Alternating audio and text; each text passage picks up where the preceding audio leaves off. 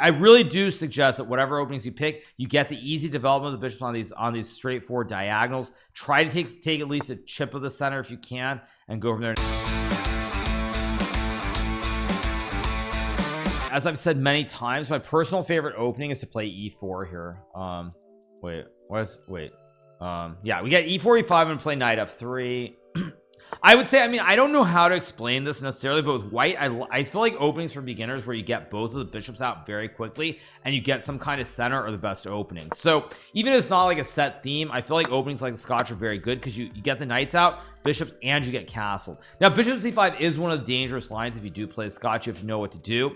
In this game, I'm going to play the safe setup. I'm going to go bishop e3 to guard the knight, and then I'm going to play c3 to reinforce the knight, so that I get this nice little central box here. And if he plays queen f6, so the point is you get both knights out. Like, see, d6 is not the best move, but you know what, I don't want to just win this game the way that I would at the top, which is I would trade, give him the 3 pawns, and win. I'd take, and I would win with the triple stack. But just to show you guys, I'm going to play knight c3 instead. And the reason that I refer to these openings is because you see how the knights get out quickly. You get a piece of the center with the pawn at e4, you get both knights out, both bishops have open free diagonals, and you get the king out of the center of the board. And I think it's very important to note that. So okay, he goes knight f6. Now I'm going to play h3 to stop knight to g4 here. Actually, you know what, let's just go for it. Why not? No reason not to. Okay, so problem for my opponent here is to get these pawns that are stacked, which are not very good here. I can simply guard the central pawn. I'm reinforcing the connect 3, so I reinforce my central pawn point, and eventually I intend to go after these pawns. Let's go b3 to stop him from pushing the pawn. Maybe knight a4 to hit the weakness. Pawns when they're stacked are very brittle and weak because they don't have any protection. If black could put this pawn here on b6, black would be fine, but the pawns are just very, very loose and isolated. They're all alone. This pawn here, a pawn here, or here, and black would be fine. Pawns on a7, so now I go knight a4 going after the pawn.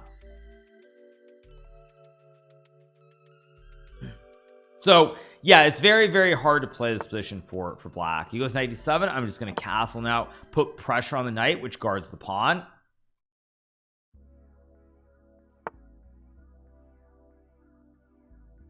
So he plays rook to b8 here. Okay, logical move. Now I'm just going to develop my bishop, try to bring the last piece on the board. I want to go rook d2 and rook d1. So I basically want to stack my 2 towers in the center part of the board to put more pressure on the knight on d7 here. That's the plan.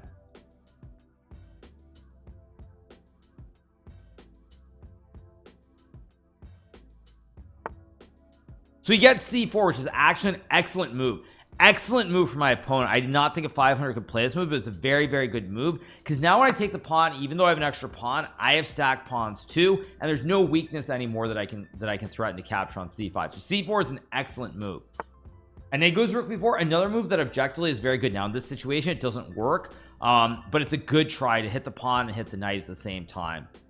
But now I can go knight c5 because I play against this pin. And now he has to deal with this pin where he has a lot of problems here on the d file. And for anyone who's wondering, it's obviously unrated because we don't want players losing their rating and then like getting really upset or worried. You could of course run into Smurfs like, you know, I'm gonna win this game, and it's not right that I win this game and I take rating points off of my opponent.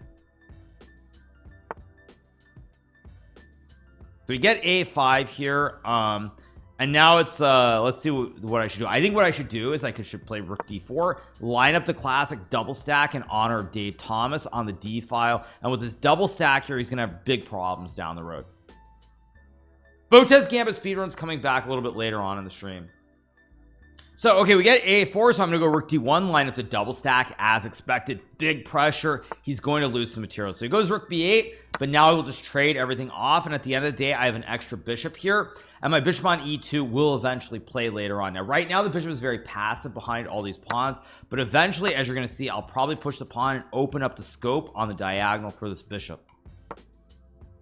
Dave Thomas, yes, Dave Thomas, you guys, of course everybody's had a double stack, right?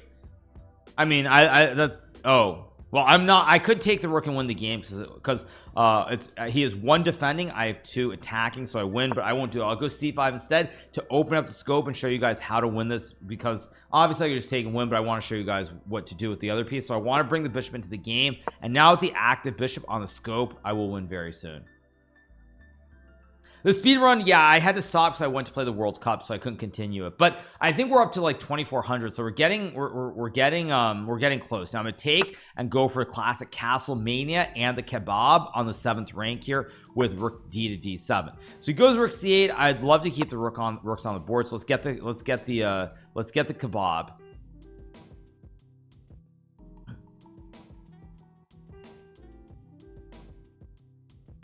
Also, Castle Mania with rooks on the 7th is what Michelle Kerr called it, for anyone who's wondering. You get the rooks on the 7th rank, and she was calling this Castle Mania. So if you get the 2 rooks on the 7th rank, we now call it Castle Mania. In the old days, the proper chess term would have been doubled rooks on the 7th rank, but we no longer use proper chess terms. Chess has really been like it's been dumbed down a lot by a lot of these like weird influencers like Hikaru and Levi Roseman and Alexander Botez. So for anybody who's a serious chess player, make sure that you are aware of the proper terminology and not what all these idiotic influencers are coming up with. So we get King G6 being played here. Now this unfortunately is a blunder because I can play Rook takes G7, which just wins the game here. Let's keep going. That's just checkmate on G7.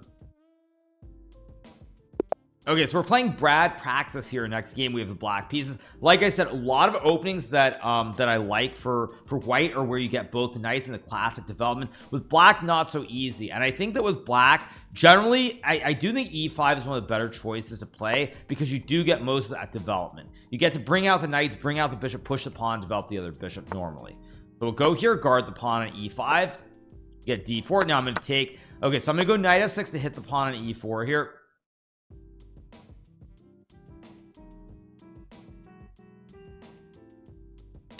So he trades. Now one thing that's very important is that when you're gonna get pawns stacked, you almost always want to capture towards the center of the board. So if I'm doubling pawns here, I want to capture this way, right? You want to capture towards this file and this file. The E file and D file are the 2 critical files in chess, so you want to capture towards them. So like if you're capturing, you want to capture this way, like you want to capture towards the center, or capture like this way. So it's like you capture this way or you capture this way, but you want to get the pawn stacked where you're going right towards the center. Basically, that's the bottom line. So let's go d5, and now I'm gonna take with the pawn. Goes to e5. Now I remember this is very similar to a line that I studied before I played a game in Hungary. I believe it was 2001. I played in a international norm tournament. I played this Hungarian player Pal Patron. Now in that game, bishop b4, knight c3 have been included. So for example, I'm saying d5, knight c3, bishop b4, and then e5. And the reason I bring that game up is because I remember when I played that event, I was there with my mom. We took the train from our hotel to I think it was the Keleti Poo station in the center of Budapest, and then we got to the club like an hour early, and I had this book on the Scotch opening by Gary Lane. It was like this orange and gray cover, and before the game for an hour I was just literally reading through the book pages, and I had a board in front of me, and I was making the moves on the board and reading the book. Now in the modern age, we no longer do that anymore. Once again, one of the byproducts of technology ruining everything. But that's where I remember looking at this line. So we get bishop f4. I'm gonna go bishop c5 to attack the pawn on f2 here. He castles, and now I think I'm gonna play g5, attacking the bishop here because I've got great pieces out. Bishop is trying to hold, but now I can really go after the bishop. He's got all kinds of trouble on the king side here. So this is a very, very bad line to play for white. Very, very dangerous to play like this. Now obviously at the beginner level, probably g5 h5 isn't realistic, but we are playing at 1400, so at the 1500 level, these sorts of ideas can come into play. And as you see, white has all these pieces not in the game. I have a great scope, I've got a great knight, and now I'm just going to keep going with h4 here to attack the bishop on g3. If it goes bishop h2, I'm going to take, and I'm just going to go g4 and queen g5. And very quickly, the 2 bishops are harassing the king, and it's very, very scary for white to play here. Very, very scary, because he's got all these pieces that do nothing. Bishop looks nice, nothing on the diagonal. The scope is scoping at thin air. The knight and rook aren't in the game. Queen's not in the game either, so I have queen g5, and very, very quickly I can also, if I move the queen and the bishop, castle either way with my king. Let's go here, and look at D's bishops. King can go either way to castle, so I'm not really worried that I push the p on the king side here. Okay, so he goes queen f3. So now I think I will is there a way to win quickly? I don't see it. I'm gonna take the pawn with check. Yeah, it's a very strong attack. Now bishop g4 is better, but still goes king h1. Now I think I'm gonna go here, line up the double A battery and try to checkmate him with the queen and the bishop here. And again, these pieces not in the game. Bishop staring at thin air. Now I take. If he takes the bishop, he gets checkmated on h2. Once again, double A battery. That's how you win games of chess. No, I'm not worried to castle. Actually, to be completely honest, g5 h5 is very dangerous. It's actually very dangerous. Now my opponent finds f4, which is an excellent move. It's not about him being 1400. I actually would play this at the top level too, because his whole e5 bishop f4 line is actually inaccurate because of what I just mentioned. The whole bishop c5 g5 h5 is actually very strong.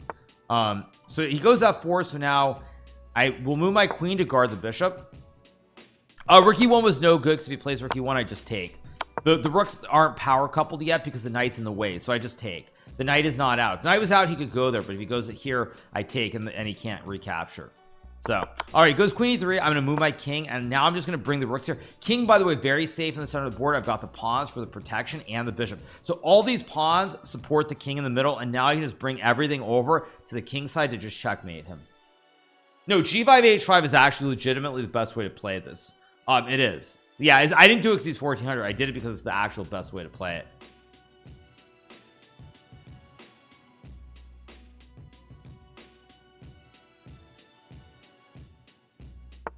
Goes rook e1, and now I'm going to play rook to e8. My rooks are coupled together, and see the knight and the rook still not in the game. He's still missing the finishing pieces.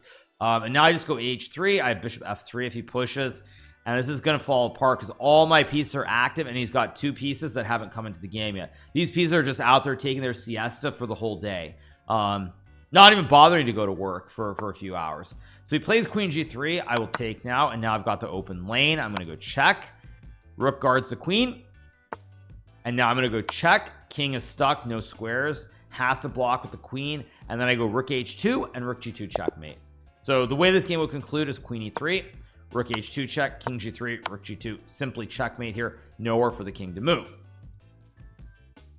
Okay, again, gonna play e4. Actually, you know, I never did ask my stepfather. I'll probably ask him when I see him this week, about the openings that he taught me as a kid, because I actually do believe like there is a synergy to the openings he taught me, but he never actually said that. So I do kind of wonder if there was a synergy or if it's just based off his own play. So see, we get d6. Now I would tell people who are beginners, do not play openings like the modern with the black piece. You cannot give your opponent a lot of space. When you give your opponents too much space in the center at the beginner level, even frankly the lower intermediate levels, it's too hard to play. And I'm actually going to show you guys why.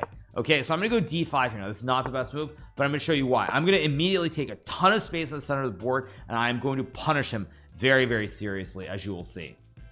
Again, this is not normally what I would play, but I just want to show you guys one example of why you should not let your opponent get all the space in the center. Let's go knight f3. I'm going to play bishop c4 here. I want a castle next move too, but see, he's lacking. How do you finish this development? It's very hard. You can't really develop this bishop. The knight's in the way. Can't really push the pawn. Rook's not great. King rook knight, not in great shape either.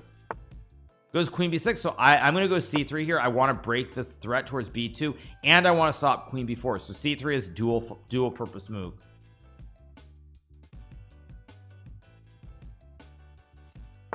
So he goes knight f6. So again, now I'm going to go e5. I'm just going to keep thrusting forward with the pawns, and he's really in trouble. You don't get burned out playing chess. Sometimes I do, but mostly I don't, because I'm not as good at anything else, and frankly it pays the bills. So yeah.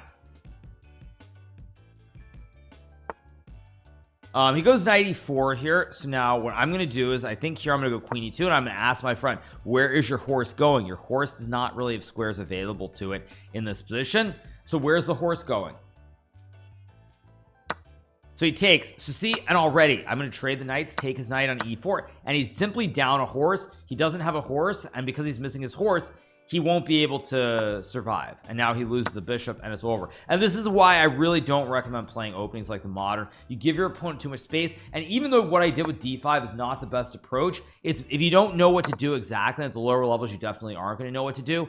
You're going to get absolutely steamrolled. How come I haven't been streaming as much? I haven't been streaming as much because I was playing the FIDE World Cup. That's why. Top players, no. Again, chess is different depending on the level you're at. If you're at the top levels, it's completely different because the top players know how to play for pawn breaks. They would know how to take advantage of an imprecise move like d5.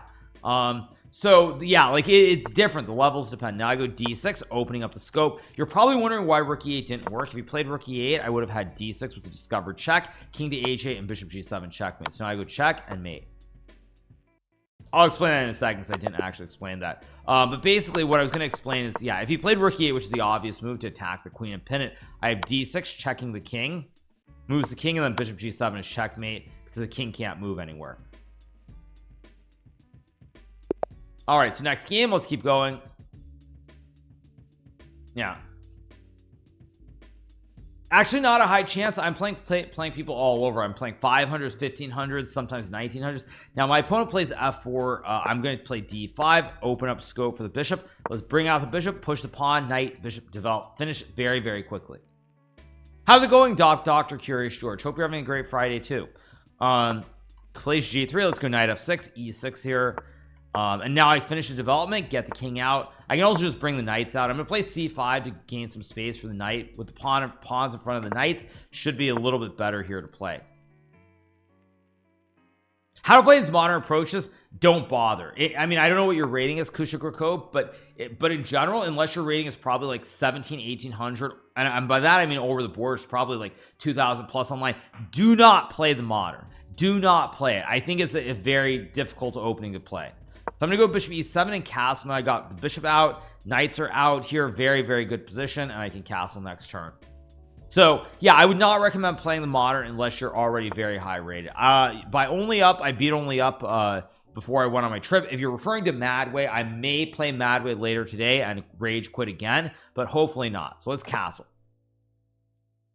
What makes an opening difficult? It's more about the themes and the placement of the pieces. That's what makes certain openings very difficult to play, is that if the ideas aren't obvious, strong players can figure it out. But if you don't have the experience, like generally what I would say about chess at the beginner level, this probably applies up to like 1000 level online, like 1000 plus, is look at the basically what you want is knights on these squares, c6 f6 or f3 c3, knights on these two squares for either side, and you want the bishops out. You want the bishops on these diagonals versus the fianchettos. The fianchettos are playable, but in general I don't recommend them until you're of a very, very decent level, very, very high level. I would say, like, you have to be like, you have to spend serious time playing chess. Knight h4 is actually a good move here. I'm gonna go bishop g4. No human will ever be as good as Stockfish because we are, as Agent Smith would say, he is still only human. Actually, I don't think Agent Smith said that. I think it was one of the other agents who said it. But again, at the end of the day, we are still only human. So no human can play without emotion and other factors going on during the game. I'll give you an example, and this is straight out of the Matrix. But you know, if you're playing a game of chess, you know, you're playing on the board and you're trying to focus on the game, and the girl in the red dress walks by, you probably look and you're like, okay, the girl in the red dress walking by the chessboard is going to affect your concentration. You're going to lose your train of thought, and you're probably not going to play the best move. Let's go knight to d4 here, attacking the pawn on c2.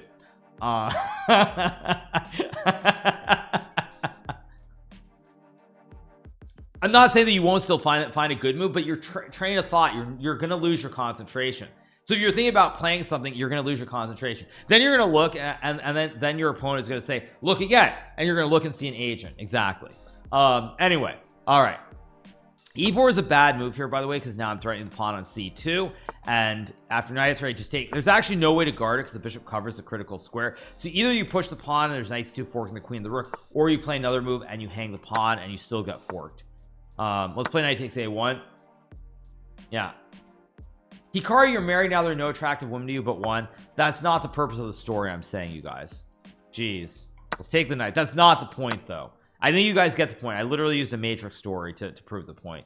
Take the pawn and trade the queens. Now, I have an extra rook here on the board, so I don't mind trading the queens. How do I come up with these analogies? I don't know. It just came to my head.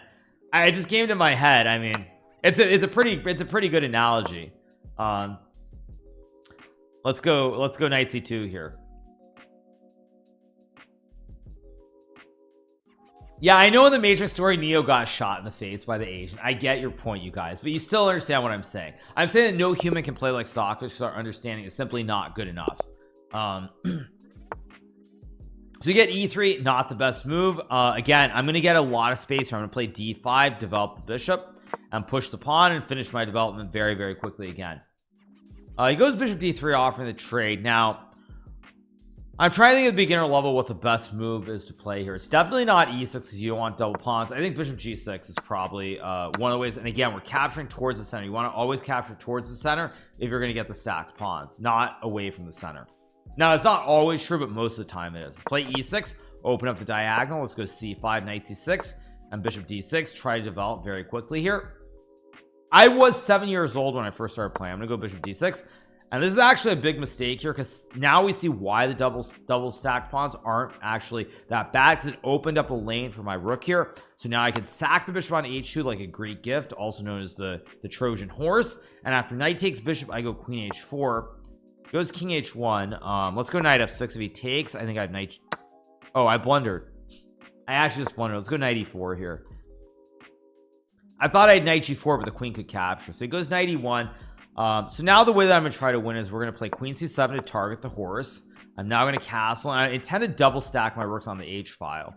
Let's go rook h3, rook h8. Here comes the big double stack with the rooks.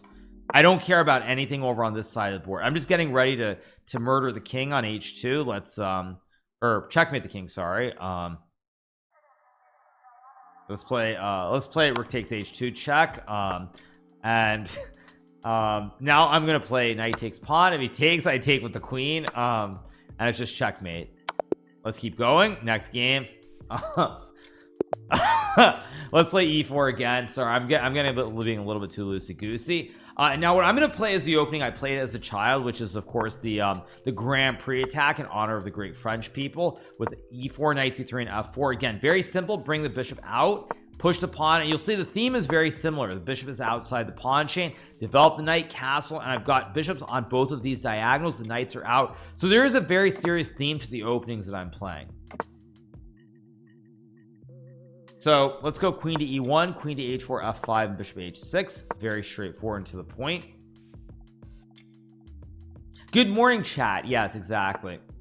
Goes knight h5. Now I could trade the queens, but I'm going to stick to the themes of trying to checkmate him with queen h3 and g4, kick the knight out. Now e5 is a very poor move because he reopened the diagonal. Back here, diagonal's kind of closed. The pawn wall blunts the power of the bishop, but now it suddenly opens up the bishop on the long diagonal. No way to contest the bishop because I cover the square with the pawn, so you can't try to trade the b-shops. So now I've got an open diagonal. Everything is coming into play here. We'll go g4. Lots of stuff. All the pieces here are very, very active for me.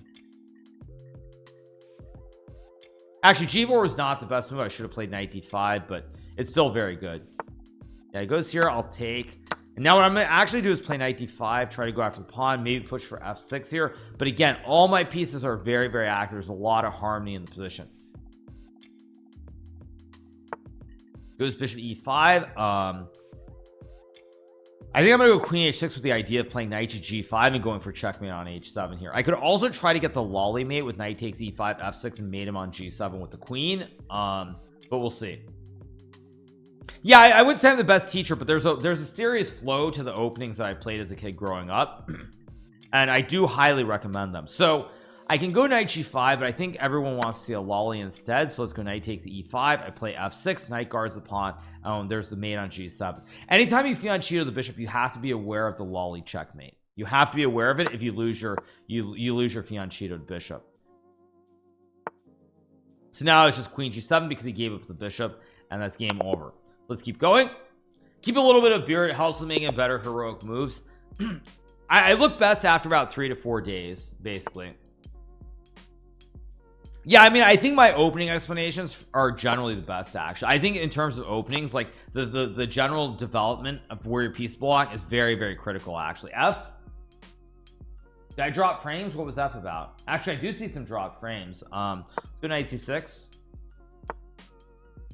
Okay, so he plays c4. There's a Panziani opening with c3 and d4. Let's play knight f6, named after the great Italian Panziani. Let's play knight f6 here, attack the pawn on e4. White tries to build a big center here with the pawns from b2 to d4.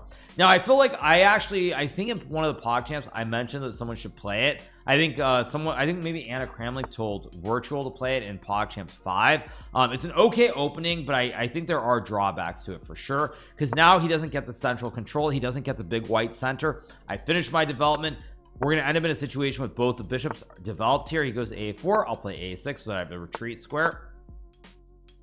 And now white is pushing this great pawn chain. I'm going to castle, and I'm going to go d5 next move, rook e8 and bishop g4, and all my development is completed. He's pushed all these pawns which are doing nothing, and he's going to lose the game very quickly after take, because I just take and go like rook e8, and he's going to have problems in the center of the board here very, very quickly.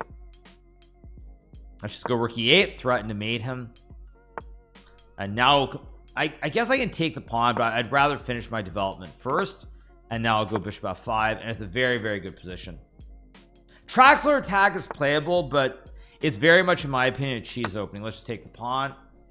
Yeah, because it's unrated, I can play people of any level, so it's not just gonna be 700s, it's not gonna be 1400s. I will play occasionally 18 1900s too. Okay, I'm gonna go here and pin the knight, because I want to put a lot of pressure on the central pawn. So let's go here, pressure on the knight, pressure on the pawn as well, and I'm doing very, very well here. Do you guys want the link? Okay, let me copy the link. You should be able to join. I'll put the link here. You should be able to join any time, you guys. So okay, now he goes knight e6. If I take knight takes is no good because he hangs the queen. So if I take, he has to take, and then he loses. So takes, loses, and if he takes with the queen, I can take the horse, and now it's queen king side. It's completely compromised here. Or what's a compromat, as they would say in Russian. Let's take on f3.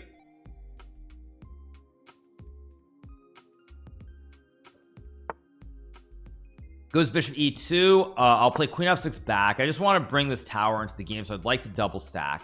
That's why I dropped it back. I put pressure on the pawn again, and now I just want to go for the double stack on the e file. So that's the goal. Okay, goes bishop g4.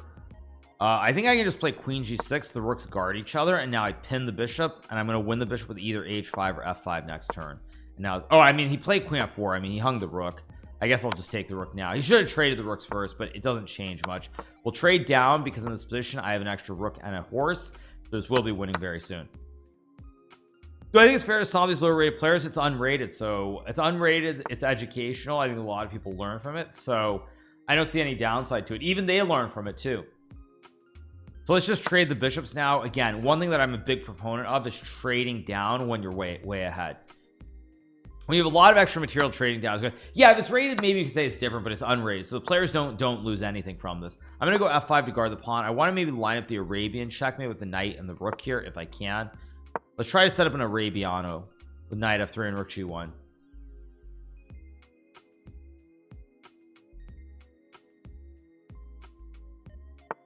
Goes king g3. I'm gonna go g5, take away the squares for the king to run to, and I'm just gonna mate him. I think rook g1 is actually a forced checkmate. It's actually basically forced because the king can't escape. Even here is checkmate because the pawns all hold the critical squares. King can't go anywhere. Basically, king is just stuck. Okay, let's keep going. Let's go e4 here.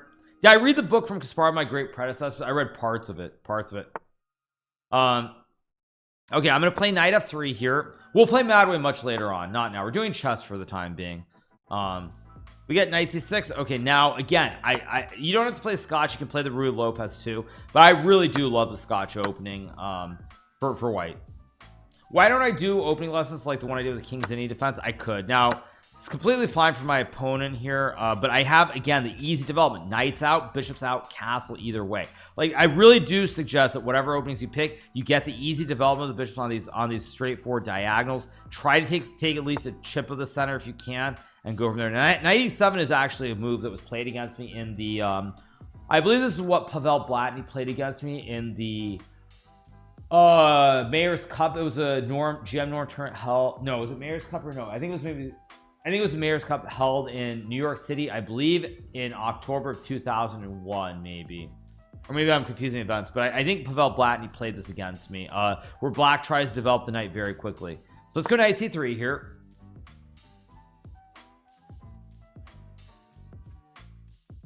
And I just want to again continue my development here. Knight e7 is the correct move after queen takes e4. This is a theoretical line. It was like 2001 or 2000. Let me see. Mayor's Cup chess.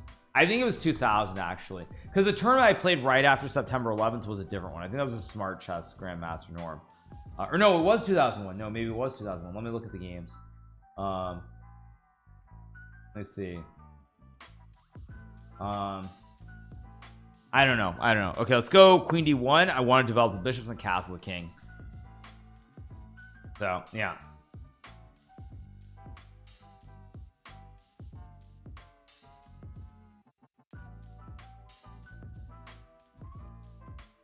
So, all right, I'm gonna put the bishop here because it's on a nice uncontested diagonal. Do I feel old yet? I felt very old yesterday when I was talking about Legos, because I was talking about Legos and I was just going on, and then suddenly it's like someone was asking me, and it's like I actually realized that like the Lego set that I was talking about, which were the Octan Legos for the gas station with the truck and everything, like I was playing with those Legos like 30 years ago, and that's when it's like, wait a second, I've been around quite a while, even if I don't feel super old, because that was 30 years ago. 30 years is a long time. Okay, now I'm gonna go back and keep the diagonal. I want to go f4 and kick the horse on the next turn if possible. C4 before knight c3. It depends on the opening. I would say that if you're gonna play d4 c4 type openings, like d4 c4 knight f3, those sorts of openings, then yes, you want to push the pawn and move the knight. If you're playing e4 openings, it's much harder to get c4 knight c3, if not impossible. So let's go f4. Let's kick the horse out of the center. He's gonna move the knight back. He only has one square to go to without hanging the horse. And now I'm going to develop my bishop so I can move the queen and bring the other rook into the center of the board. And again, I have a little bit of central control with the pawns. Bishops are on very, very good diagonals. He can't contest yet. And I'm just going to finish the development in the next move or two. So it's looking very, very good so far. Very good.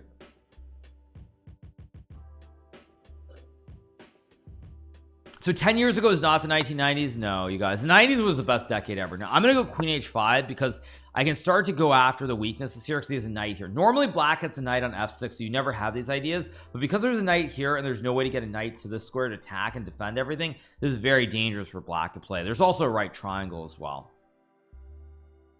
Pythagoras would be proud. So no, 90s were the best decade by far. 2000s got, I mean, the problem for me as an American is that 2000s basically didn't exist because September 11th just ruined it. I mean, September 11th just killed the decade for a lot of us.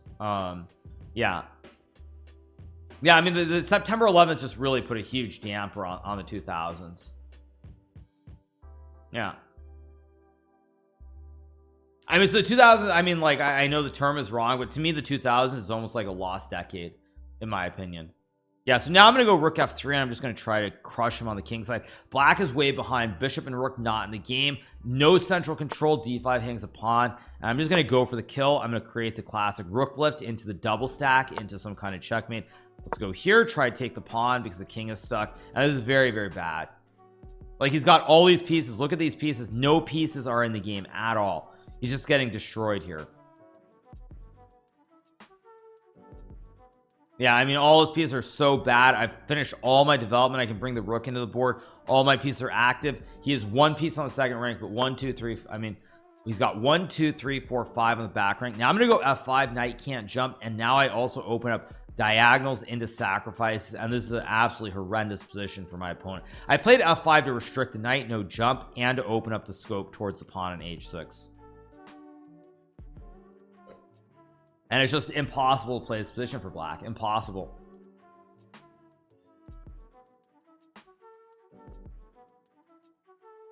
Impossible to play here.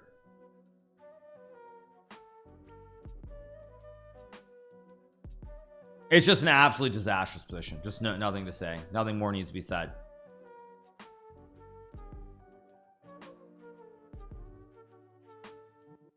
By the way, I think I've said this before, but the favorite chess event that I ever saw live was the World Chess Championship match in 1995 between Garry Kasparov and Vishy Anand, which was played at the top of the World Trade Center. So that was a great memory for me. Now my opponent plays f6. Probably f6 is now he opens up this diagonal again for the bishop. So now I actually have a forced checkmate with rook takes pawn, king takes rook, and queen takes h6, because now both bishops play. And again, my opponent never got development, never got his pieces in, and it's a very sad way to lose, because even though I'm down a rook, I just checkmate with the bishops and the queen. Yeah, 1995, exactly. Yeah, tell me about the war, boomer. Yeah, I was very young. I remember very well. It was an amazing experience. Like, they had them cordoned off in like this glass wall room, and they were like, it was a great experience. Now I'm gonna play e5 here. Great experience, easily the best experience of my life for chess. Let's play knight c6. So we get the scotch. My opponent plays the scotch himself. Now I'm gonna play knight f6 again to hit the pawn on the center of the board. If he captures, I will capture towards the center. I watched it live, yes, and I went to the best game of the match too. I was there in person along with my brother and some other kids. I think I was like in first grade or something. It was a long time ago. But we were there, and we were supposed to go to game number 9, which as most people know, Anand and Kasparov drew the first 8 games of the match, and then Anand won a great game in game number 9. So we were supposed to go to game 9, but we ended up not going to game number 9, and instead we ended up going to game number 10, which was the fateful game. First, let me play queen 7 to pin the pawn here, which was a fateful game where Gary beat Anand in the open Spanish, where he played this great sack, knight to g5 on like move 14 or 13, whatever the move number was.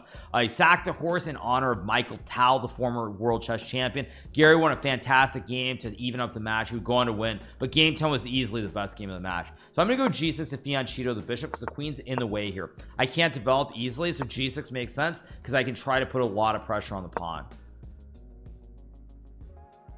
Yeah.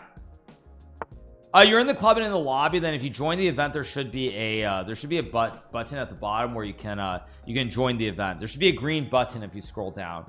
Goes 92. I'm gonna play a5, maybe try to open up the file. I can also play bishop a6. I reviewed that game multiple times, I think, but it was a great game. So a4, good idea to stop the pawn from pushing. I'm now going to go knight to b4 because now he can't kick the knight easily. Put pressure on the pawn on c2 here, and I can also go bishop a6 to activate, because it's also hard. Like I can go d6 here, pressure the pawn and develop this diagonal, or I can go this one and develop this diagonal. And I think I want to go this diagonal, this development. Best experience that was non-chess. That's a tough question. I don't know. I would say there's so many different memories that are up there. I honestly would say one of my favorites is that's one where Gary played I don't think Gary played bishop d1, bishop c1. I think that's the one where he played a very critical rook c1 move. No, he played a rook c1 move that stopped Vishy from pushing the pawns on the queen's side. There was a rook c1 move when he Vishy had pawns, I think, on b5 a4 and the knight on d4, and rook c1 stopped a c5 c4 pawn push. He goes queen e4, so I'm going to play d5. Now he actually loses because the queen can't guard the pawn, which prevents the fork. If you go back to d3, you lose it. If you go to e2, I take. And if you try to play end peasant, you actually just hang your queen on e4. So you can't play end peasant and you can't guard the pawn. I would also say beginner level, do not recommend playing this Mies's variation in the Scotch. I think it's borderline impossible to play with the white pieces. In fact, speaking of this Mies's variation, I remember so when I was like 18 or 1900 in the year 1998, I believe it was, I played in the Hawaii International Tournament, and I actually played the Mies's with the white pieces against this women's grandmaster. I believe her name was Bettina Trapert, and I actually lost in the Mies's variation with the white pieces in like 15 moves or something. It was I believe it was 1997. The game, I believe, exists in the database, so let me see if I can find it. Let me see.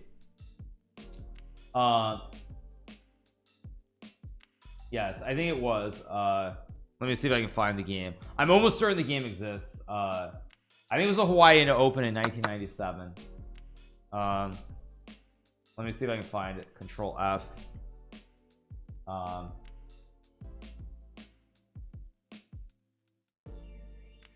I'm trying to find it. 1 second.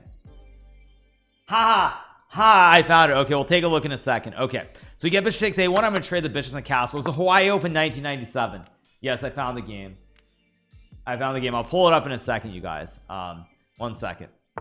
Goes rook e1. I'm going to play queen a3, attack the pawn and the bishop here. I lost that game in 16 moves. 16 moves, you guys. It was 16 moves. I was close. I said 15. It was 16. Yeah. I was close though. Okay, I'll take the pawn here. Go rook b8 and rook b4 here. That just hangs the queen and you lose the game. Okay, so let me pull up the game, you guys, before we continue.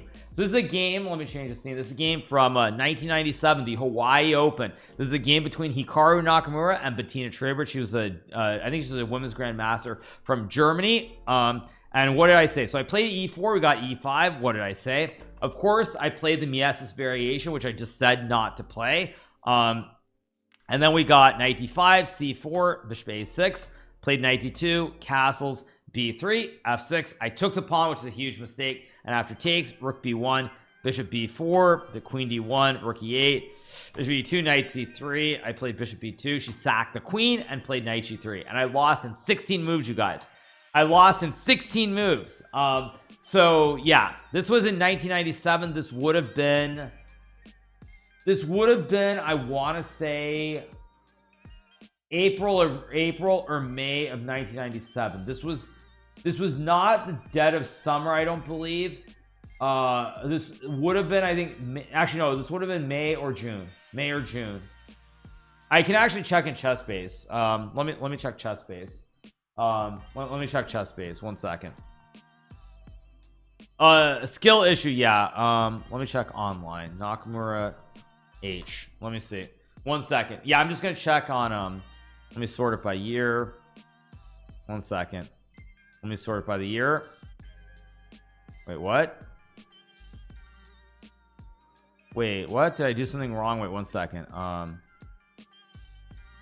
Age, year. Let me put 1997 to like 2000 or something. There we go. Okay.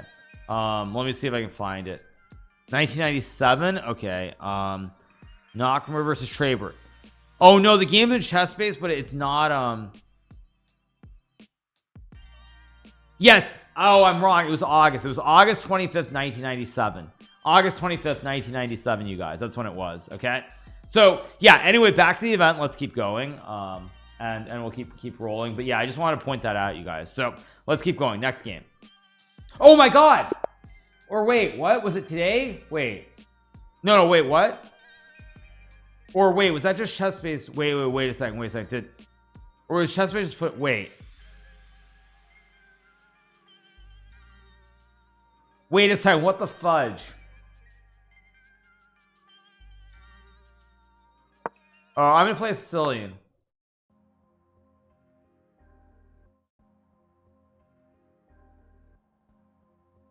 Okay, I'm gonna play e6. Maybe it said updated today. There's no way. I'm sorry. Now I'm actually bothered. Wait, that's got to be fake news, right? Wait, I have to find an actual date. Oh no, it wasn't. That was chess-based screwing up. Never mind, it wasn't. No, actually, no, chess-based screwed up. That wasn't what it was. It was I found an article. It was or wait, no, this is no, that's May. That's 1990. The 1996 Hawaii International was in May. I'm trying to see. No, it was held in April, you guys. It was held in April. So no, my memory was right. I said April or May. It was April. It was held in April. Sorry, that was just chess-based messing up. Never mind. That was just chess-based messing up. No, it's held April 15th to 24th. The Outrigger Prince Kuhio International Chess Tournament was held April 15th to 24th, 1997 at the Outrigger Prince Kuhio Hotel in beautiful Waikiki. So, okay. Let's play knight f6. So yeah, my brain was right. My brain was right. No, I said April or May, and then I said I thought it was probably May or June. Yeah. Okay, I'm gonna play d5 and open up the center. Yeah, no. Okay. Yeah. Okay. Yeah, chess base basically I think just said save the game, and that's why it said that. Yeah, no, now I get it. Yeah. Yeah, initially I said April or May, and then I said I thought it was probably May or June, but yeah. So anyway, let's go d5, build a big black center here. Knights are out with the pawns here. Oh, that was classical chess. That was like very, very slow chess. Yeah, very, very slow. But anyway, back to the point of what I was saying though. That's why certain openings should be very careful what you play. Very careful. So yeah. But don't ask me why I remember that, by the way, because it's pretty ridiculous. I'm remembering games that were like 26.5 years ago. Like, that's just ridiculous, let's be honest. But most top chess players do remember that sort of stuff, just so you guys are, in case you guys are wondering. Take with a pawn. So if you aren't able to remember what you were eating for breakfast yesterday, your chance of becoming a top grandmaster and a serious chess player, it's probably just not meant to be, and you should find another career. Let's play bishop d6 and attack the pawn on f4. It's good you don't have Alzheimer's. I will tell you guys, for all the jokes I make about chess, actually, I would say the single biggest benefit, I know there haven't been scientific studies proven, but I would say I do believe firmly that the single biggest benefit to playing chess, like, you know, if you go on chess.com and play like 3 games every day and you play different openings or whatever, I think that is the single biggest benefit to playing chess. I do believe that it does mitigate the chance of you getting dementia, Alzheimer's, all those different things, because I don't think there's a single grandmaster I've ever heard of who got like dementia or Alzheimer's. Now of course there's no way to like test it, like, because you'd have to wait many years, but I have never heard of like a grandmaster ever getting Alzheimer's or dementia ever. Bobby didn't get dementia or Alzheimer's. Bobby was just a little bit cuckoo. There's a difference between being cuckoo. Let's go d4 here. Yeah, no, there's a difference between being cuckoo and just not remembering anything. Slight difference, you guys. Slight difference. Anyway, okay. Yeah, a little bit cuckoo. Okay, you guys. Anyway, let's go bishop e6. My opponent castled the queen side, so he has big problems. I got the standard development with these 4 pieces. I also have a little bit more space here because the pawn's in the center of the board. Okay, do we try to play like a let's try to be like the Trojans. Let's play the Trojan horse here. I'm going to sack the bishop. This is what we call the classic Greek gift. I'm going to sack the bishop with bishop takes a2. It looks like it's free. It's like when you get that free horse, it's like, oh man, we got the free horse. And as we all know, the horse wasn't actually free. And it's going to be the same thing here, where I'm going to go for a checkmate on the queen side here. He's also, once again, pieces not in the game. These pieces are very passive.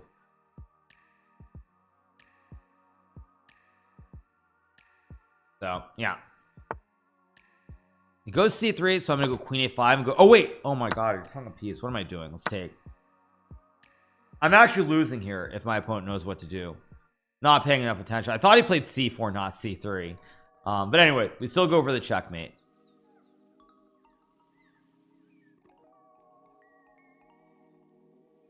And the move that he has to find here is a very tough move, because there's certain types of moves in chess that are generally very difficult to spot. The 2 most difficult moves in chess to spot, actually I'll say it after the game. No, let's go here. 2 most difficult moves to spot in chess are backwards knight moves, like knight to c1, and backwards bishop moves. Backward knight moves and backward bishop moves are the 2 hardest ideas to see in chess. It feels like you're still resorting to tricks instead of teaching proper chess education. Most of these games I'm playing very standard. This is the only one where I actually played for a trick. Yeah, most of these games I'm not playing for tricks. This one, yeah, I am kind of going a little bit for tricks with the classic Greek gift. So I'll go here, and my opponent has all these pieces that are very passive. So even though he has a lot of extra material, they're very passive, and his king is very weak here, and the king is the most important piece. Okay, let's go knight d5 here. I'm gonna go a5 a4, try to open up. Obviously I'm down here, but all these passive pieces that are not active give me chances. He lost his job to educate when he started entertaining. He goes b3. Okay, so I think I'm gonna go a5 a4. I do have some grip here towards c3. I'll play mad way later, I think, but not right now. Let's go check. Let's fork the king, the rook, and the bishop. Probably some very bad innuendo from that comment, but let's go knight e3. I'm now going to go a4. He can't do anything. I'm trying to rip open the a file to use the rook here. And it's all very bad. I think I'm actually already winning here. I'm going to play mad way later on, you guys. I sort of rage quit, but I think I should be able to get at least back to where I was before I stopped.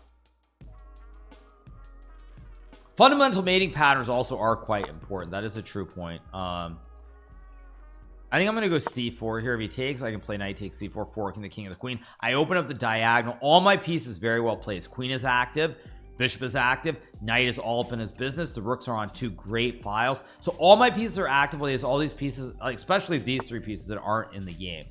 So I think now I go c3, forking the king and the queen with the pawns, and I'm gonna win very soon. Master shove will be later probably. So I take the queen, check and mate in 1, and there we go. So let's keep going. Next game.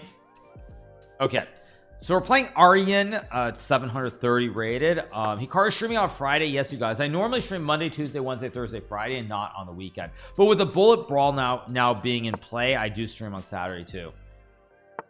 Do I smoke Zavid? No, I don't, you guys. I don't do these things. Let's see. Let's play d5 and let's just take the center of the board here. We're playing proper chess. We're not playing any of these stupid memes. Like there's that idiotic streamer Hikaru Nakamura. All he does is like make jokes, play stupid openings. I mean, he's really ruined chess, frankly, with all the stuff he's done. Because now, like when serious people try to come in and we try to watch chess and try to learn, all you hear about is like the Bond Cloud or you know, like the wooden shield and peasant and all these stupid things that like don't make any sense. Like, you know, when those of us who are trying to improve at chess, we go look at things, all we hear are these stupid memes, and it's really a shame what he's done to chess, frankly. Let's play knight to c6 here and develop our pieces. So all right, let's keep going. Let's play e4 here. I have easy development with my pieces here. Easy development. Bottom line is, if you want to play against the Bond Cloud, do what I did against Jan Krzysztof Duda in the Global Chess Championship. He tried to play f3 and king f2, so he played a version of it.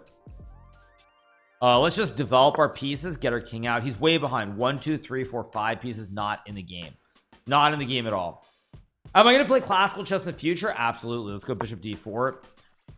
I don't want to trade here because he's got nothing developed, no development, so I'm going to bring in all the reinforcement. So goes queen a3. I think I just take the pawn with a check here. It's good to see you guys too. Yeah, I'm just gonna take the pawn and get a new queen. Everybody wants queens. Someone made a chessable course on the Bond Cloud. That's hilarious, actually. Yeah.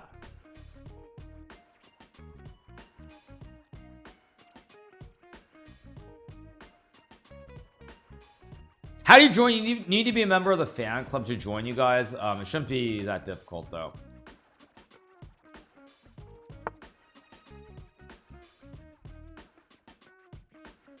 Okay, plays king d1. I will get a new Pokemon. Let's promote here on h1. Lifetime repertoire is a Bond Cloud. Let's go check here. I mean, it's a disaster. I'm gonna play the US Championship. No, I will be in Morocco, actually. Speaking of a Pokemon, I'll be in Morocco filming something there. So okay, let's just take the knight with checkmate next game. So no, I won't be playing the US Championship. Let's play e4.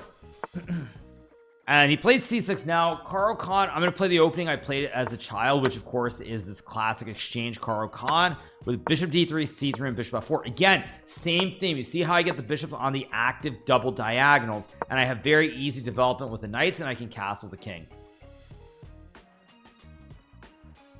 Yeah, so it's like same thing. I get the bishops developed, I get the knights developed, I castle. Very free-flowing openings. The development is very easy.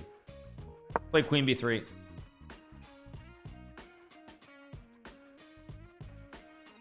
So thoughts on the World Rapid Championship in Dusseldorf. Fabian is going to play. I don't have any thoughts. I think it's I don't really understand the purpose of the event, frankly. It just seems weird to me.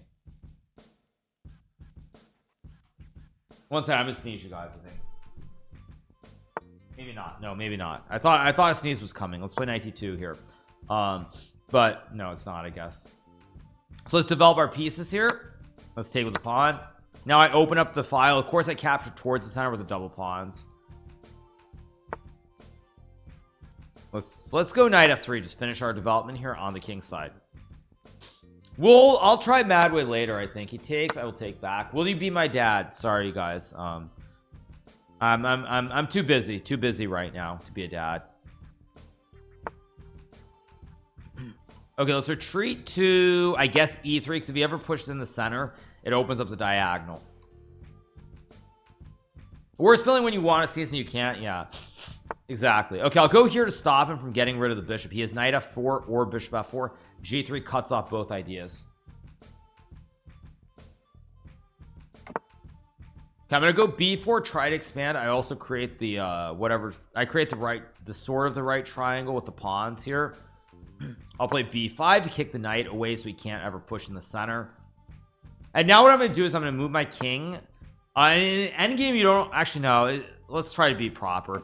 Normally I would play king e2 at the top levels when queens are off the board. Sometimes you want the king in the center for the endgame, but I'll just castle and keep it simple. What I want to do is double the rooks on the file and really put pressure on this pawn, because he can't push it, because b5 will always capture the pawn. How long do I stream? It depends. Sometimes I stream for like 3 hours, sometimes I stream for like 7 hours. Like yesterday I streamed for 9 hours. Goes f5. Now he's trying to play f4, which is very dangerous because he opens up the file. So I'm gonna go here to stop f4. If he takes, and suddenly I have f3 to trap the horse. So the horse on e4 looks good, but it's not a bastion. And if you can't get a bastion for your horse, the pawns can always kick the horses out of town. So you have to be very, very careful when you put a horse in the center of the board like this, where there's a pawn that can move and attack it. So he takes, so I take, and you see the horse has no squares here. Actually, horse is completely dominated here. There's just no jumps once I get f3 to kick it out of town. He goes h6, which is a good move. I think I will still play f3. I want to get this horse out of here. It's all up in my business. What I'm gonna do is I'm just gonna start pushing the horses back even further. I'm gonna push the horse back more. Go back, horsey.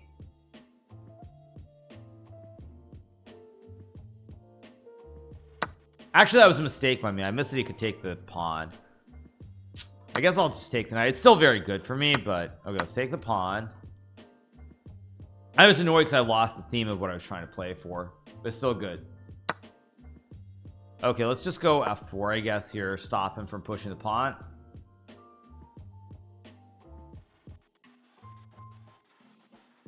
It shouldn't be too late to join the arena. No, it shouldn't be. But it goes b6, another good move to get the knight back. I will go here to put pressure on the pawn. b6 was very important because, again, I was trying to trap the horse with rook d1 to where the knight would have no squares, basically. So b6 was good because it supports the knight moving back.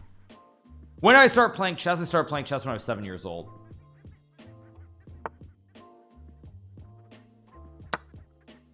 Take the pawn. He loses the rook here. Am I done the boat to scam us, Peter? No, in fact, I probably will get to it after we finish with this.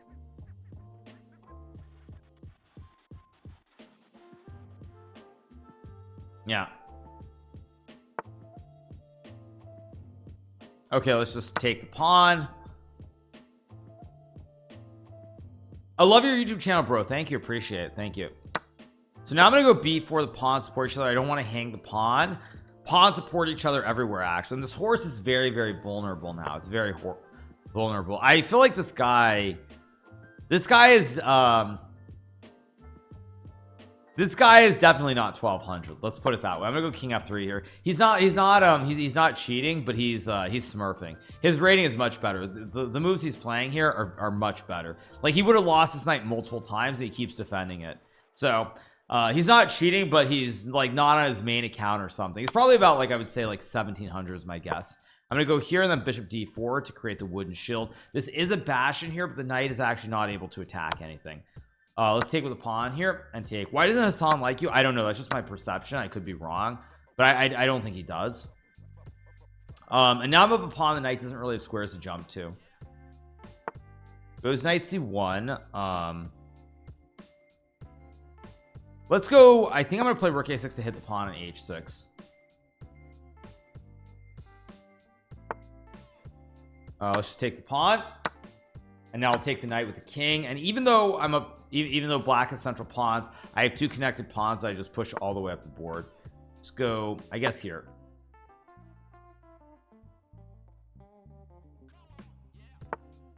Okay, let's go g4, break the chain here if we can. Let's take the pawn. I'll check and play rook g1 and rook Okay, let's go rook e1 and now king d3. I capture the pawn and these two pawns will win the day for me. Yeah, we just run the king all the way up the board. Oh, they're 1600. They're 1600 in rapid. Okay, so what I said was right. Yeah, he's not cheating, but he's much stronger. Much stronger. Okay, let's play e4 again. Get e5. Okay, I think again I'll stick to the basics. I don't really want to get too far. Knight c3 the Vienna, like knight c3 bishop c4, also very playable. I probably would recommend either the Vienna or the Scotch, as long as you're aware of the Charlie horse mate with like bishop c5 and queen f6. It should be it's a reason. It's pretty good opening to play. Oh wait, the 2023 World Rapid and Blitz Championship doesn't have a venue yet, but is rumored to be held in Dubai. The 2024 event will be held in Austria. Can you tell me where to Google that? So I can take a look at that afterwards. I had not heard anything about Dubai for the World Rapid Blitz. I hadn't heard anything. I had not heard anything about that rumor. Austria as well. I'd heard nothing about Austria. Bond Cloud Chessable, I can find that myself, so you don't have to send the link where I like chess, but still, yeah. Let's go e5 attack. Tarjay tweet. Okay, let me go to Twitter. Tarjay tweet. Okay, let's see. Queen e7, good move. I'll play here to break the pin. Knight still has to go back, and now I get quick development with knight c3, knight d5. Let's go knight c3. I want to go knight d5 here.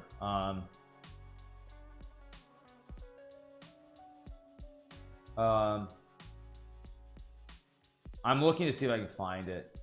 Maybe it's a reply.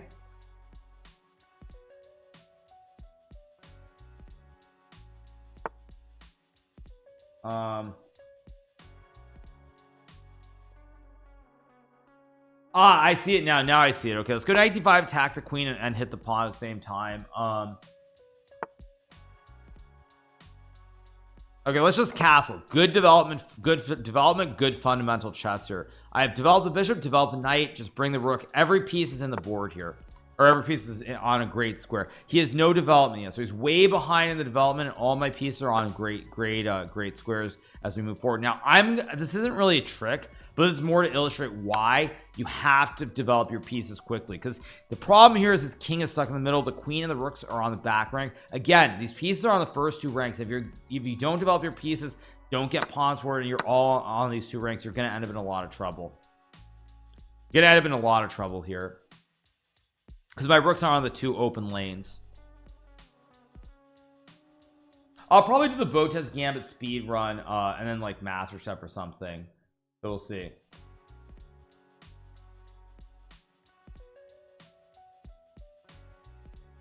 Thank you to Hammy Down. Thank you so much to Hammy Downs for subscribing. Thank you to Hammy Downs. Appreciate it.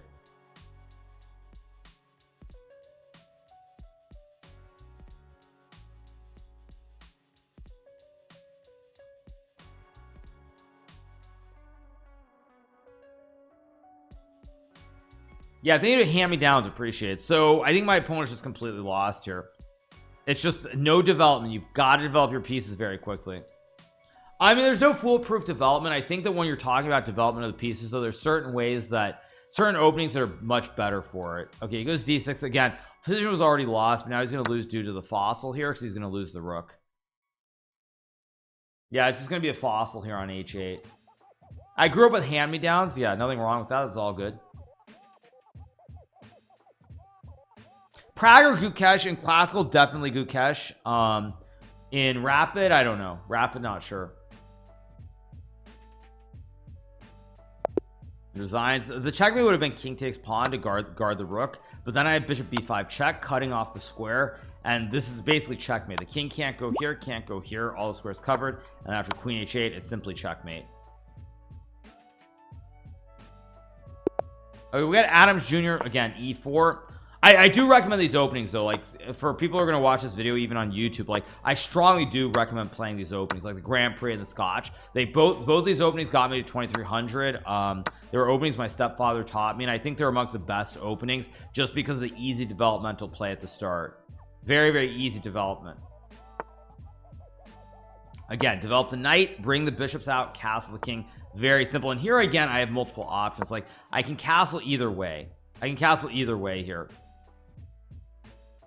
I do not like the Italian. Thank you to Ermos for a sub. I think the Vienna is good. I think Vienna is fine. I think that the Spanish is relatively okay. What I don't like about the Spanish, and much more so in the Italian for sure, is that in the Italian it's all about a couple of pawn breaks in the center of the board. As a beginner and intermediate player, that's not what you want. You want open positions. Like this is an open position. There have open files. You have easy diagonals, easy placement for the knights. Like you want easy piece play, and the Italian becomes very cloggy, and it's all about pawn breaks. And at the top level, of course, it's a great opening. But at like a beginner level, you're not gonna know how to play c3 and d4. It's just not possible. You could play the true Italian, like the Gucci piano, not the Gucci pianissimo, with c3 and d4. That is true, but after knight f6 you have to know like the fried liver and other stuff. So let's go rook e1 here. Rook's in the center of the board. Bishop's very active. Great diags, great rooks. Now what I want to do at some point is explode the center and open up this diagonal. This bishop is good. This one is great, obviously. It's uncontested, but I want to open up this diagonal because also I have rooks in the center of the board too. So I want to get these lanes open here. So I need to eventually force e5 in. So let's go e5. Now here it's actually really good, but what I'm going to do is I'm actually not going to win the game on spot with queen takes queen. I'm going to go here to illustrate the point if I can. He'll move the queen and I'll take, and you'll see what I mean. Okay, move the queen away, dude. I mean, of course he hung the queen again.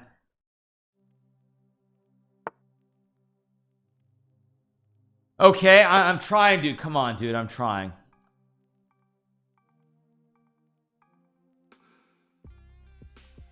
Scotch 4 knights is pretty reasonable.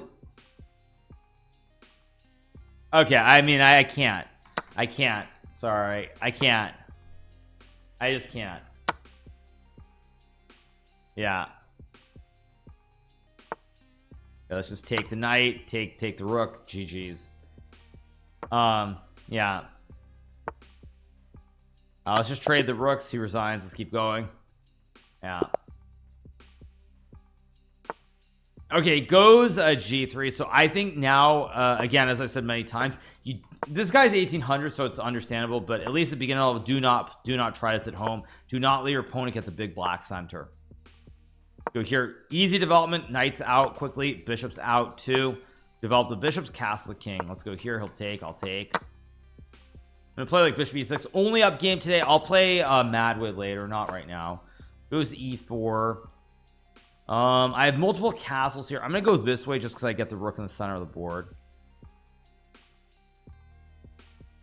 And now I can also play like g5 h5 and attack very quickly when he castles. Goes knight b3. I think what I'm gonna do here is I'm gonna explode the center immediately because now the d file is gonna open up here. Multiple castles, you could go either way, long or short. Let's go e3. Try to fossilize the bishop and create the checkmate here. I could have played rook e8 too. We were watching your stream at CCC. What is CCC? Oh, Charlotte Chess Club. Nice. I might be there in the future. Actually, I might show up there for an event down the road, possibly. We'll see. Castle is a good move because it guards the bishop and it stops the threats towards the pawn at f2. I don't actually like my position in this game. It's not a good position for me. Can I speak Farsi? I speak words. I don't really speak it. No. Let's take and take. Yeah, my opponent's played pretty well. I actually have no advantage here out of the opening. Go here and guard the pawn. I need to reserve my tickets for North Carolina. That's not, or not North Carolina, sorry. For Charlotte, you mean. It's not, nothing is set in stone. It's a possibility. What I would say about that is that it is going to depend very largely on what happens at the Isle of Man tournament at the end of October as to whether I go there specifically or not. So yeah, I'll play I really want to keep my bishop on the board, so I'm gonna go here and guard the pawn and hit the rook at the same time. David Lee Ross said you need 20,000 hours to master anything. That's probably true. Problem with chess is that, you know what the problem with chess is though? Even if you spend 20,000 hours on chess, if you're an adult and you do it, you still will not be able to get past a certain level. That's what's so elusive and mysterious about chess. I'm gonna go f6 here, just guard the pawn. Yeah, that's what's so elusive about chess, is that if you don't start at a certain age, no matter how many hours you put in, you can't get past a certain level. Let's go rook e8 here, claim the open lane, try to create the kebab. I think I still have c6 to kick the knight, but I'm gonna leave this knight here as long as I can and try to improve first. So I can always kick the knight either way, but I can also just improve first because c4 is not a move. I mean, maybe now c4 is lurking. Well, let's just go rook e8. Let's claim the lane. I don't have an advantage here, by the way. I'm gonna move the king. Yeah, you get to a certain level. Let's go here. I want to retreat the bishop so I can't let him trade. So I have a square, no trade of the knight for the bishop. Yeah, with perfect play, this would be a draw. I still think that I have a slight advantage. Like, for example, if I was playing Magnus, I think Magnus would play with black. If I had black piece against Magnus, I would also probably try to play on. Although white could maybe claim something too, because he's got a little bit of a central pawn thrust potentially. Let's go b5 and rook e3. I should go on Joe Rogan. I would obviously go. I mean, I've said it for a long time. I mean, if you want to have me on, I would gladly go on. Let's make a check and play bishop d6. But again, I mean, I don't really expect that to happen. Let's just go back. I'm trying to dominate the horse a little bit here from getting into the game. Go king c7 here. Yeah, the two podcasts that I've said, I mean, I've said this for years now that I would go on if they asked me, were basically Hot Ones and Joe Rogan. Those are two that I would do if they even mentioned it to me. Yeah, go g6, take away knight f5 here. Let's go here. Will he take the poison pawn? If he takes the pawn, he's getting his horse trapped again. Yeah, I would go on Hot Ones, absolutely. Yeah, he ignores it. So the one advantage I have in this position is a slight pawn push on the king side. I have a slight advantage because of these pawns. Go h5. I mean, I have rook f7. Like, it's a little bit dangerous here for white in the endgame. So now what I'm gonna do is I'm gonna play g4 to fix the weakness for the rest of the game. The bishop will always be eyeing this pawn on g3. Now, I don't actually know which way to take. My gut intuition is that I should take away from the center. The reason I think I take away is because the outside pawns are better. Like, the pawns are one square away, whereas if I take here, the knight it's hard to push because the knight always covers it. But here the knight doesn't cover h4. The knight doesn't move in a ginormous L shape. Like, it does not move in this ginormous L. So let's go check and rook f3, and I'm going to go after this pawn again. Maybe not, actually. There's knight e5 still, but this should be good. Yeah. Take, go here, go after the pawn. G7 strat. I don't even know what the G7 thing is. Yeah. Oh no, my opponent's not sus. The game, the way I've played, the moves have been a little bit too easy for him. That's the problem. For the most part, the moves have been too easy. I don't think that, I mean, I think with perfect play this is still a draw, but I don't think my opponent will draw this. I think I'm winning here because I have the outside juicer. Yeah, now I check and take, and I should be winning here because the king is too passive. We have the classic kebab on the second rank as well, which is very brutal. Like, I start sneaking in with the king here, and his king is so passive on this back rank, just cut off by the rook. I go here, I go after the juicer, and this should be winning. Actually, it's probably not winning with perfect play, but I will win the game. King f3 might have been wrong, actually.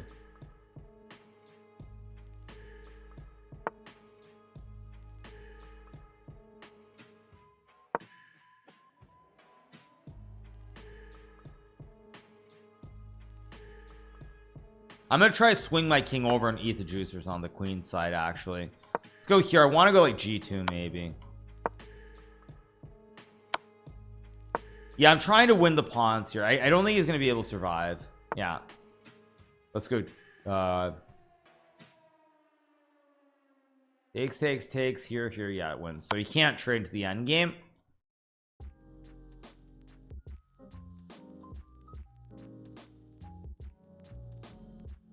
This should be winning. I'm not 100% sure that it's winning, but it should be. His king is too wide. King is too wide here. Let's go check and trade, and this must be winning. Like, this endgame should be winning here. I just take the pawn and the king gets over. He can't, he's not, he's just a little bit too slow. Yeah, and now the pawn just rolls through.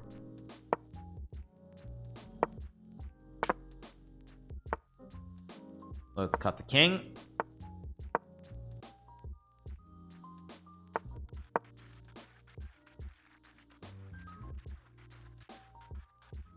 Okay, resigns. Let's keep going. That was a pretty good game. He played very well. Okay, let's go e4 again. Two more. We'll play two more. Let's play the Grand Prix, which as I said is what I played as a kid. Very simple. Knight, 2 pawns. Develop the knight behind the pawns. Bring the bishop out. Push the pawn. Try to castle. Very, very free flowing opening. Very free flowing. Let's go bishop c4 and d3 and castles. Or let's castle first. Doesn't really matter which order I do it in.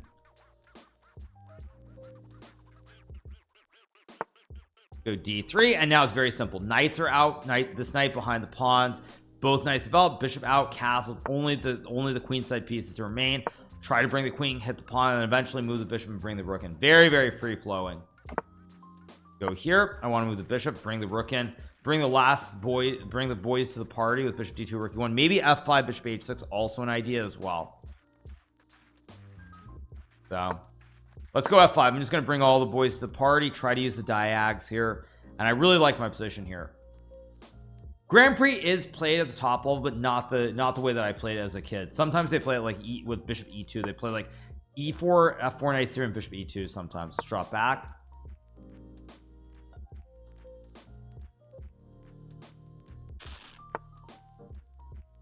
And now, of course, he just reopened it. So now both diags are open. This diagonal, big problem here. Big problem here, and the knights are jumping into the center immediately. Do I think I have more of a fan base than Max due to online streaming? Obviously. I mean, that's...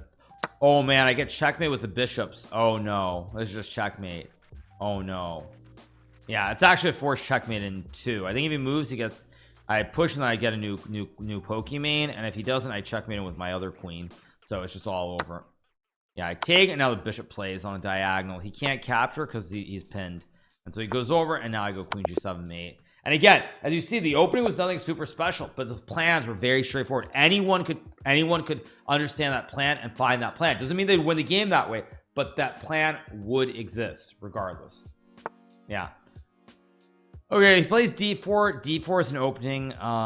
Now again, with black, you can't always get the same kind of setup, so I'm gonna play knight f6, e6, d5, play the queen's game decline. Kick app improved a lot on Android. That's awesome. So he plays the London system. Let's go for one of the stronger systems. Let's play c5 and queen b6, go right after him immediately. And now I'm gonna play knight 6, put pressure on the pawn. Already he's messed this up a little bit. Yeah, trying to put a lot of pressure. If he takes, he yields the center. Okay, he goes knight e5, but I'm gonna take, and now he could lose a pawn here. Actually, you know what's funny? I think I can take here and just go for a win.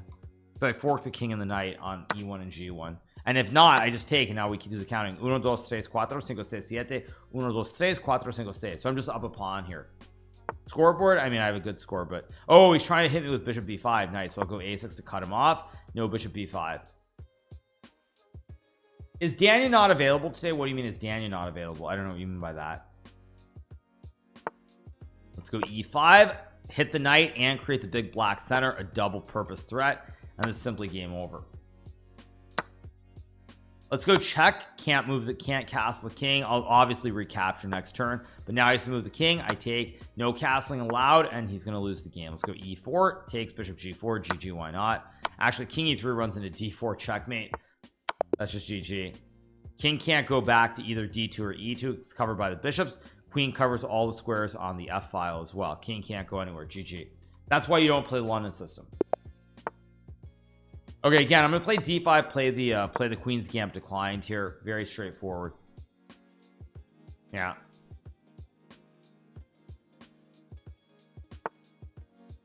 Let's play knight f6 here.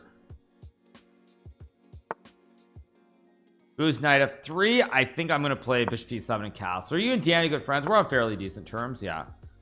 Let's play h6. Oh, there's one thing that Daniel's like at the center of something else, which I think a lot of people don't know. And maybe down the road they'll know, because without saying it, I mean, there were a lot of things he was saying about a certain player behind the scenes that led to certain things happening. So we get e3 played here. I'm going to take the pawn on c4. I think I'm gonna play c5 here and then maybe queen a5. Let's go c5 here, attack the pawn in the center of the board, maybe take some castles. So let's see what we get here from I am Oscar Mike. So he castles. I can take the pawn, I can also castle. I'm gonna castle the king out of the center of the board. So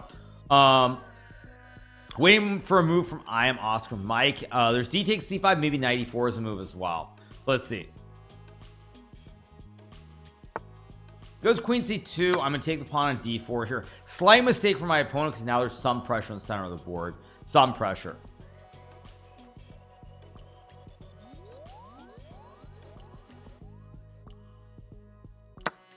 Let's go knight c6, go after his pawn in the center of the board here with the bishop and the knight.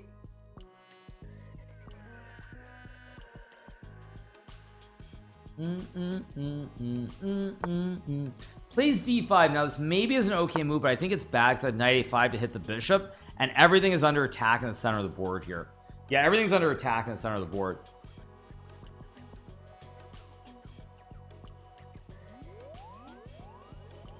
Na na na na na na na. What's the plan after the arena? I'll probably do the, I don't know, maybe I'll do the Botez Gambit speedrun. I might also just play some more Blitz because my rating is actually fairly decent, and if I can get to 3250 I'd be pretty happy. Now I'm simply up a horse here, or up a bishop I should say, so I should win the game pretty soon. Let's go queen f8 and just move the knight back. Very, very good position. Let's finish our development, pin the knights, and I can just bring the last boy to the party with rook d8 or rook e8. The pattern on sure is like a chessboard. Yes, it is, exactly. Now I forked the queen and the rook, and I'm just going to trade all the bishops and the knight off the board immediately. I'm just going to get rid of all the pieces here, and at the end of the day I'll have queen and 2 rooks, and I'll have the queen and a rook here. Well, I traveled to Toronto for the let's take, trading off the first set, trade off another set of pieces.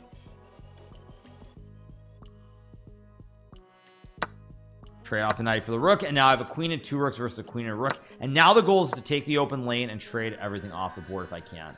Yeah, that's the goal. So at the end of the day I'm gonna have an extra tower, and if I have an extra tower that makes me the king of Spain. So let's see what he does here. Actually, I don't know why I said that, but anyway, let's go. Yeah, that doesn't even make sense. Let's go queen d1 check. I don't know why I said that, but whatever. Let's take the pawn. Yeah, like that doesn't make any sense at all. Sorry. He checks. Now the one thing I have to be careful of is not to allow some kind of repetition here, so I assume I drop back. Yeah, let's just block with the rook.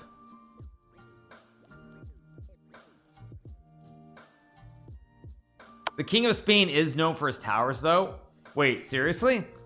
Let's go here. There's no checks available anymore. I cover all the squares.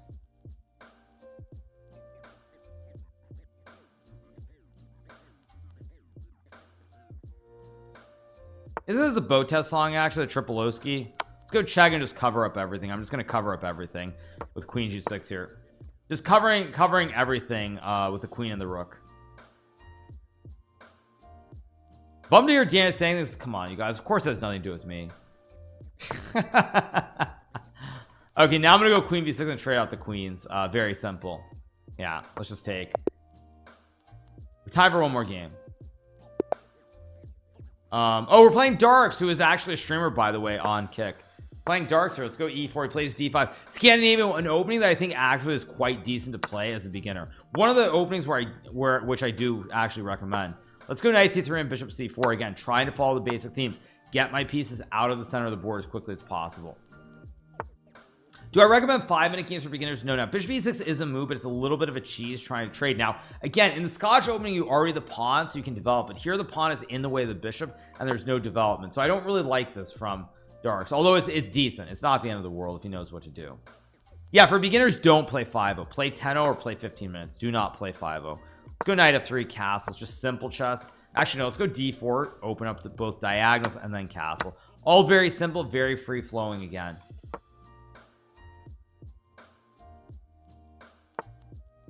Okay, now I could just take and win, but again I want to play for themes rather than just like winning the game Bishop f7 takes knight h5 is a theme though that you will see every so often, but I'm gonna go h3 here instead. If he takes, I get the classic 90-degree right triangle here, where I hit everything all at the same time.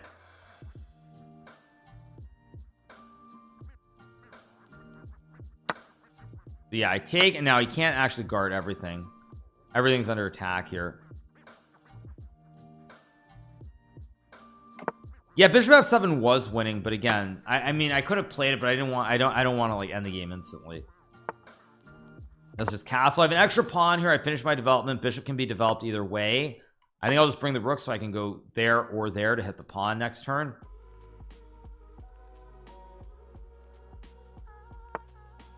Okay, let's stop this threat of a4 trapping the bishop because he would cover all the squares. I guess I'll just drop back again. I have multiple paths for this dark square bishop. Once I move the dark square bishop, I can bring this other rook to the party. In the work cup, you see a guy who made an enormous poster. It was on FIDE Insta. No, I'm gonna go here so I can put a lot of pressure on these diagonals. How do I study chess without engines? I mean, it's simple. Basically, you have a chessboard and you read books. That's how you study. So I'll take the tower. Let's go d5. I want to open up this diagonal. Actually, that's a terrible move by me, but I'll get away with it. I should have played rook d1 and then d5. Reading books in 2023. Yeah, exactly. Yeah. Let's just take the pawn. I mean, now I'm happy to trade everything down because at the end of the day, I have a queen and a rook versus a queen and a bishop if he trades. Oops, that's check. Nice attempted tactic, but unfortunately, it's check. So you guys can read. I know. Tell me about it. Let's just take the pawn. If he takes with the queen, he loses the rook. If he takes with the king, I take with check, and I end the game immediately. Yeah, that's just GG.